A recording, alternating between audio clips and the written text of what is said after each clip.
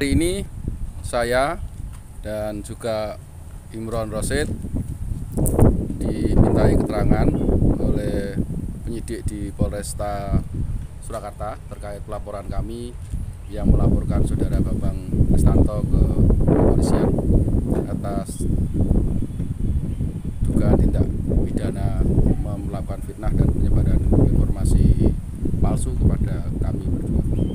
Mungkin terkait dengan pertanyaan yang diajukan dari pihak Polresta ke pihak secara umum tadi saya mendapat 18 pertanyaan.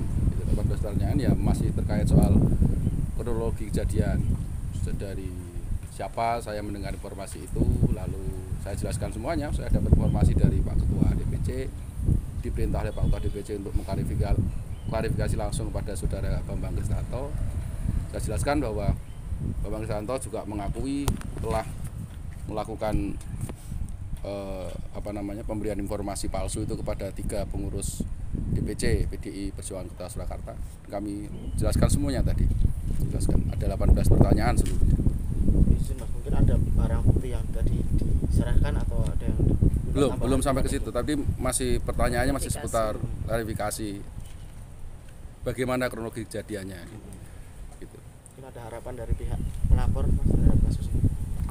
Harus segera ditindaklanjuti ya, karena ini menyangkut tentang nama baik kami berdua, dan harus segera jelas membersihkan nama kami gitu. Dan setidaknya bagi kami adalah tim pemenangan di Pilkada 2004 dari PDI Perjuangan yang mendukung Pak Teguh Prakoso dan Bambang Nugroho segera solid kembali, tidak ada lagi saling curiga, saling hati-hati dan sebagainya karena adanya informasi palsu yang mendiskreditkan nama kami berdua itu, karena kami berdua kan memang tim pemenangan juga gitu.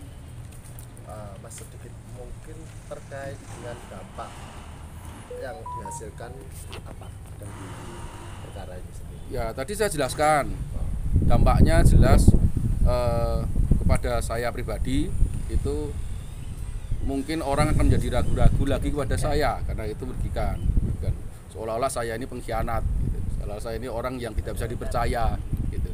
Kalau ke partai pasti ya, ke partai pasti saling mencurigai, saling ini dan tidak solid. Dan di partai itu kan dibesarkan secara ideologis, harus orang militan betul, dan disebut seperti itu maka itu adalah pengkhianat partai, pengkhianat perjuangan kalau memang itu benar gitu. Makanya kami berdua harus melawan apa yang disampaikan oleh Bambang Kris itu. Dan kami jelaskan tadi kepada penyidik bahwa sebetulnya Bambang Kris pun sudah mengakui bahwa dia memang menyebarkan informasi palsu itu, dan dia nggak punya data apapun, nggak punya fakta apapun ketika dia ngomong, dan dia sudah mengakuinya. Tapi kasusnya harus jalan, kan nggak bisa begitu saja dia minta maaf selesaikan, nggak begitu saja, karena dia sudah menyebarkan informasi itu secara masif, karena itu berkali-kali, lebih dari sekali dan lebih dari satu orang, itu artinya sudah berkali-kali dia, bukan hanya keceplosan ngomong aja, berarti memang ada desain dari dia untuk mendiskreditkan kami berdua. Untuk yang di KPP mungkin ada lanjutannya Mas, sampai mana kalau untuk yang di KPP? Yang jelas laporan sudah diterima. Kami sedang menunggu lagi apakah misalnya nanti ada laporan kami yang klarifikasi yang kurang dan sebagainya. Kami sedang menunggu ini. Nanti kami proaktif untuk terus menanyakan itu. Ya, dulu. Iya, saya rasa kalau yang bersangkutan sudah mengakui ya mestinya ada unsur yang masuk. Cuman kita akan menunggu gelar perkara dulu ya. Nanti menentukan apa pasal apa yang mau dikenakan seperti itu. Jadi kita tidak bisa sekarang ini mengatakan pasalnya ini tidak bisa, tergantung dari penyidik ya. Nanti nunggu gelar perkara dulu dan baru dipanggil para saksi yang benar-benar mengetahui hal tersebut, dan baru tindak lanjut berikutnya mungkin ya dipanggil yang bersangkutan seperti itu. Kalau untuk ini sendiri saksi atau yang mungkin diajak atau disebarkan isu-isu ini sendiri terkait dengan kasus Mucus ini, siapa saja sih saksi yang disiapkan? Saksi yang kita siapkan ada 4 orang. Satu Pak Suharsono SHMH, terus Pak Ketua DPRD Pak Budi Prasetyo, kemudian Pak YF Sukasno Ketua Tim Pemenangan, kemudian yang terakhir Mas Trihono. Ya, itu ada 4.